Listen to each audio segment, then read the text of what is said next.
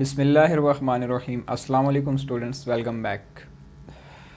आज thyroid gland पर बात करेंगे। लास्ट टाइम हमने एक ग्लैंड स्टडी किया था, पिट्यूटरी ग्लैंड। उसमें उसके जो सेक्रेशंस या उसके हार्मोन्स को हमने देखा था, फिर वो किस तरह से अपने टारगेट पर जाके एक्ट करते हैं। और आज जो उससे नेक्स्ट वाला ग्लैंड है थायराइड ग्लैंड, आज उसको डिस्कस करेंगे। उसके साथ जो हमारे पास पैराथायराइड ग्लैंड है वो भी हम देखेंगे। तो सबसे पहले तो इसकी लोकेशन को देख लेते हैं कि जो थायराइड ग्लैंड है हमारे पास कहाँ पे प्रेजेंट होता है हमारी बॉडी में। अगर थायराइड ग्लैंड की बात करें तो ये हमारे पास नेक रीजन के अंदर प्रेजेंट होता है। जो हमारा नेक का रीजन है उसके अंदर प्रेजेंट होता है। नेक रीजन में कहाँ पर प्रेजेंट होता है? बेलो दी लैरिंग्स, बेलो लैरिंग्स। जो हमारे पास रेस्पिरेटरी सिस्टम का जो पार्ट है लैरिंग्स का, उसके बेलो यानी उससे नीचे जो ट्रैकिया का पार्ट है वहाँ पर ये प्रेजेंट होता है। अगर डायग्राम से कुछ इस तरह से हम बनाएं तो ये हमारे पास एक ट्यूब लाइक स्ट्रक्चर थी जिसको हमने ट्रैकिया का नाम दिया था, और यहाँ से जो है ना हमारे पास ये लैरिंग्स का पार्ट था। तो हम पता है कि ये जो हमारे पास ट्रैकिया है इसके कार्टिलेज रिंग्स होते हैं सी शेप्ड। तो जो हमारे पास थायराइड ग्लैंड होगा वो कुछ इस तरह से इस रीजन के अंदर प्रेजेंट होगा, और ये हमारे पास जो है इन फ्रंट वाला, ये जो फ्रंट वाला पोर्शन बनता है ये यहाँ पर प्रेजेंट होता है। अब लास्ट टाइम हमने देखा था कि जो पिट्यूटरी ग्लैंड है उसके अंदर एक हार्मोन प्रोड्यूस होता था, थायराइड स्टिमुलेटिंग हार्मोन। क्योंकि पिट्यूटरी ग्लैंड हमारे पास कौन सा हार्मोन ग्लैंड है, वो as a master gland act करता है, तो इस वजह से वो अपना एक हार्मोन रिलीज़ करेगा। पिट्यूटरी ग्लैंड से एक हार्मोन रिलीज़ होता था जिसका नाम था TSH, थायराइड स्टिमुलेटिंग हार्मोन। वो थायराइड स्टिमुलेटिंग हार्मोन वहाँ से रिलीज़ होकर थायराइड ग्लैंड को जो है ना स्टिमुलेट करवाएगा। थायराइड ग्लैंड को क्या करवाएगा? स्टिमुलेट करवाएगा। इसको स्टिमुलेट करवाने के बाद यानी इसको एक मैसेज देगा कि आप अपने हार्मोन्स को रिलीज़ करें। तो इस तरह से जो है ना पिट्यूटरी ग्लैंड अपना फंक्शन परफॉर्म करता है। सो आज तो हम थायराइड ग्लैंड पे बात करें, इसके हार्मोन्स की तरफ चलते हैं। थायराइड ग्लैंड के दो हार्मोन्स होते हैं। थायराइड ग्लैंड के दो मेन हार्मोन्स होते हैं। एक का नाम है थायरॉक्सिन, और दूसरा हमारे पास जो है वो कैल्सिटोनिन। ओके, अब यहाँ पे थायराइड ग्लैंड जो है इसके दो हार्मोन्स यानी थायरॉक्सिन और कैल्सिटोनिन। स्पेशली जो थायरॉक्सिन हार्मोन है इसकी प्रोडक्शन के लिए, इसकी थायरॉक्सिन की प्रोडक्शन के लिए या सेक्रेशन के लिए, फॉर प्रोडक्शन थायराइड ग्लैंड को ज़रूरत होती है, रिक्वायरमेंट होती है किस चीज़ की? आयोडीन की ज़रूरत होती है। एक मिनरल है हमारे पास, आयोडीन की ज़रूरत होती है। इस आयोडीन के ज़रिए जो है ना वो अपनी थायरॉक्सिन की प्रोडक्शन करता है। अगर ये आयोडीन की कमी हो जाए हमारी बॉडी के अंदर तो इसका मतलब है कि आयोडीन की कमी की वजह से जो थायराइड ग्लैंड है वो थायरॉक्सिन की प्रोडक्शन नहीं कर पाएगा। अगर आयोडीन की जो अमाउंट है हमारी बॉडी के अंदर वो कम हो जाए, लो हो जाए, तो फिर इसके रिज़ल्ट में क्या होगा? जो थायराइड ग्लैंड है, thyroid gland do not produce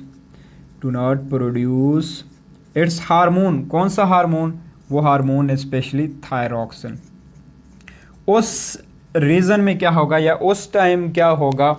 उस टाइम क्योंकि ये अपने थायरॉक्सिन हार्मोन को रिलीज़ नहीं कर पाएगा, प्रोड्यूस नहीं कर पाएगा, तो इस पर एक तो प्रेशर ये होगा कि जो पिट्यूटरी ग्लैंड है वो अपने TSH हार्मोन की वजह से इसको बार बार स्टिमुलेट करवाता रहेगा, यानी इसको बार बार स्टिमुलेशन मिलती रहेगी पिट्यूटरी ग्लैंड से। लेकिन इसके पास आयोडीन की कमी की वजह से ये थायरॉक्सिन हार्मोन को रिलीज़ नहीं कर पाएगा, प्रोड्यूस नहीं कर पाएगा, जिसकी वजह से ये अपने अंदर जो है ना सेल्स को इंक्रीज़ करना शुरू कर देगा। क्योंकि थायराइड ग्लैंड टिश्यूज़ होते हैं, सेल से मिलकर बने होते हैं, तो ये अपने सेल्स को डिवीज़न करके उसके नंबर को इंक्रीज़ करना शुरू कर देगा, जिसके रिज़ल्ट में क्या होगा कि ये जो थायराइड ग्लैंड है ये इनलार्ज हो जाएगा, और आपका नेक रीजन के अंदर आप उसको देख सकेंगे कि वो आपका आउट ग्रोथ, एक इनलार्जमेंट आपको शो होगी। और वो एक डाइजीज़ होती है, वो एक डाइजीज़ को शो करता है जिसका नाम होता है, उस डाइजीज़ का नाम है गोइटर। उस डाइजीज़ का नाम है गोइटर। तो गोइटर की वजह क्या है? गोइटर की वजह है कि जो हमारे पास थायराइड ग्लैंड है, in the deficiency of iodine जो है ना, वो अपना थायरोक्सिन हार्मोन प्रोड्यूस नहीं कर पाता, जिसकी वजह से वो इनलार्ज हो जाता है। इनलार्ज मतलब अपना साइज़ इंक्रीज़ कर देता है, नॉर्मल साइज़ से इनलार्ज आउट ग्रोथ कर देता है। तो वो जो कंडीशन बनती है वो गोइटर कहलाती है। चलें, ये तो था आयोडीन से रिलेटेड। अब देखते हैं कि ये जो दो हार्मोन है कैल्सीटोनिन और थायरोक्सिन, इनका फंक्शन क्या है बेसिकली। पहले कैल्सीटोनिन को देख लेते हैं, बहुत ही सिंपल सा है कैल्सीटोनिन। अब इससे रिलेटेड आपने कुछ वर्ड पढ़ा होगा, जैसे कैल्सी यहाँ पे मीन के जो कैल्शियम होता है बेसिकली, ये उससे रिलेटेड जो है ना हार्मोन है, उसी पर फंक्शन करेगा। कैल्शियम का मतलब यहाँ पे आपके पास कैल्शियम आयंस हैं। अब कैल्शियम आयंस की जो रेगुलेशन है या कैल्शियम आयन की जो एब्जॉर्प्शन है, ये उसको कंट्रोल करने वाला जो हार्मोन है वो कैल्सीटोनिन होगा। कहाँ से उसकी रेगुलेशन करवाएगा, कहाँ से एब्जॉर्प्शन करेगा या कहाँ पर जाके उसको डिलीवर करेगा, वो देखते हैं। जो कैल्सीटोनिन है ये कैल्शियम आयंस को एब्जॉर्ब करवाता है। कहाँ से एब्जॉर्ब करवाता है? एब्जॉर्प्शन करवाता है फ्रॉम ब्लड, यानी ब्लड से एब्जॉर्प्शन करवाता है टू दी बोन्स। क्योंकि जो हमारे पास बोन्स होती हैं, बोन्स हार्डेस्ट पार्ट ऑफ यानी hardest connective tissue of our bodies हैं, तो बोन्स को ज़रूरत होती है अपनी टफनेस के लिए, अपनी हार्डनेस के लिए कैल्शियम की ज़रूरत होती है। कैल्शियम की डिपॉजिट्स करते हैं, तो इस वजह से ब्लड के से एब्जॉर्प्शन के लिए जो है ना वो जो कैल्सीटोनिन है वो ब्लड से कैल्शियम को बोन्स की तरफ यानी एब्जॉर्ब करवाता है, या ये भी कह सकते हैं कि जो उसकी एब्जॉर्बमेंट है वो उसको इंक्रीज़ करवाता है। यानी बोन्स को क्योंकि ज़रूरत होती है तो इस वजह से उसको एब्जॉर्बमेंट को क्या करवाता है? इंक्रीज़ करवाता है। तो ये तो कैल्सीटोनिन का सिंपल सा एक फंक्शन था। अब चलते हैं थायरोक्सिन की तरफ।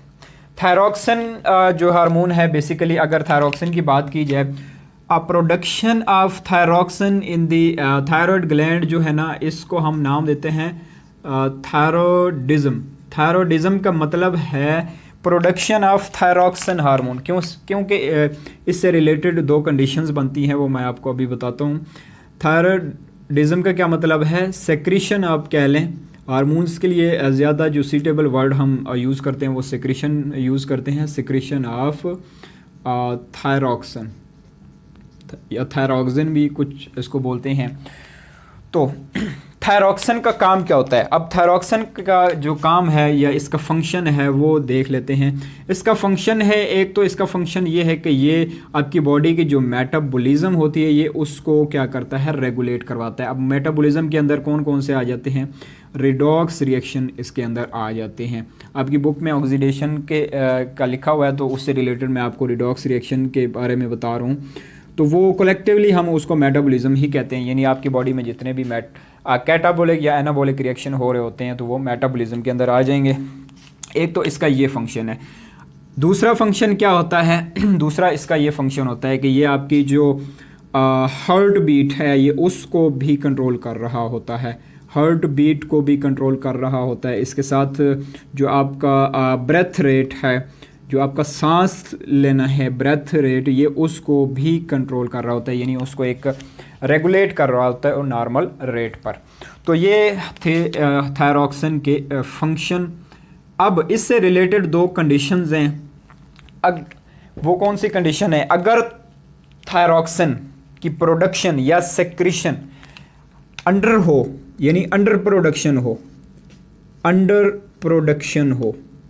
अंडर सेक्रीशन हो, तो उस केस में हम इसको नाम देंगे इसको नाम देंगे हाइपोथायराइडिज्म। थायराइडिज्म क्या था अभी बताया मैंने आपको?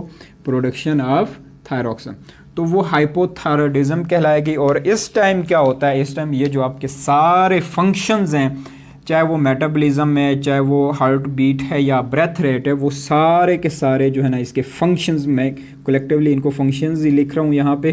फंक्शंस जो है वो उनका जो रेट है वो क्या हो जाता है, लो हो जाता है। नॉर्मल रेट से जो है ना वो उनका रेट जो है वो लो हो जाता है, क्योंकि अंडर प्रोडक्शन हो रही होती है, नॉर्मल रेट से कम उसकी प्रोडक्शन हो रही होती है, जिसकी वजह से वो अपना जो रेगुलेशन है वो उसको लो कर देता है। इससे इसके अलावा दूसरी कौन सी प्रोडक्शन है, जैसे यहाँ पे अभी हमने पढ़ा लो प्रोडक्शन थी या अंडर प्रोडक्शन थी, तो वहाँ पर इससे यानी इसके रिवर्स हो जाएगी। वो कौन सी होगी, वो आपके पास हो जाएगी over production. Over production mean lower जो नॉर्मल है, नॉर्मल रेट से इसकी जो प्रोडक्शन है या इसकी सेक्रेशन है वो बढ़ जाएगी, ओवर प्रोडक्शन। तो उस टाइम इसको हम नाम देंगे हाइपर। हाइपर मीन मतलब ज़्यादा, तो थायराइडिज्म उसी तरह आ जाएगा हमारे पास।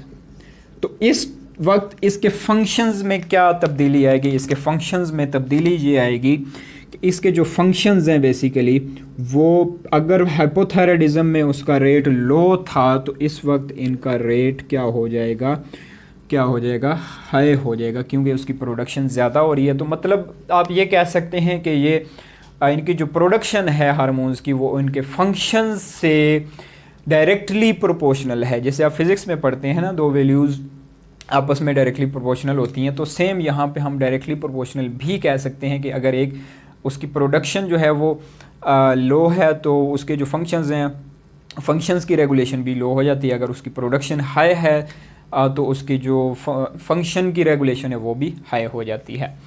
इसके अलावा एक पॉइंट मैं आपको बता दूं, यहाँ पे हमने एक पढ़ा था कि जो आयोडीन है वो रिक्वायर्ड होता है थायराइड ग्लैंड को अपनी प्रोडक्शन के लिए, हार्मोन के लिए।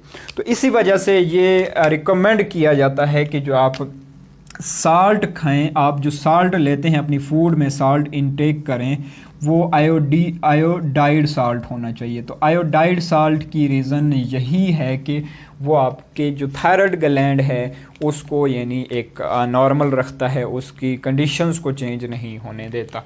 तो ये था थायराइड ग्लैंड के बारे में, इसके जो हार्मोन्स थे उसकी रेगुलेशन के बारे में।